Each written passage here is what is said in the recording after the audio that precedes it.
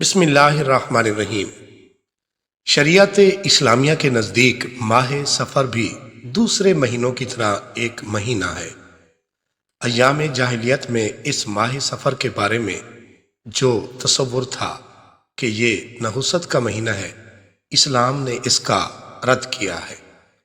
ماہ سفر کے آخری بدھ کے حوالے سے مشہور روایت جیسے کہ نبی کریم صلی اللہ علیہ وآلہ وسلم کو اس دن شفا ہوئی یا غسل صحت فرمایا، غلط اور بے اصل ہے۔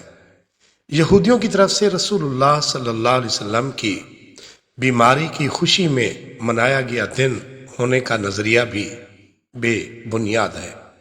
اس دن روزہ رکھنا، مخصوص نماز یا خاص ضیافت، مٹھائی، حلوہ وغیرہ کا قرآن و سنت سے کوئی ٹھوس ثبوت نہیں۔ ائمہ کرام نے اسے بدعت یعنی شرعی لحاظ سے ناجائز قرار دیا ہے۔ اس سال ماہ سفر کا آخری بدھ 20 اگست 2025 کو ہوگا۔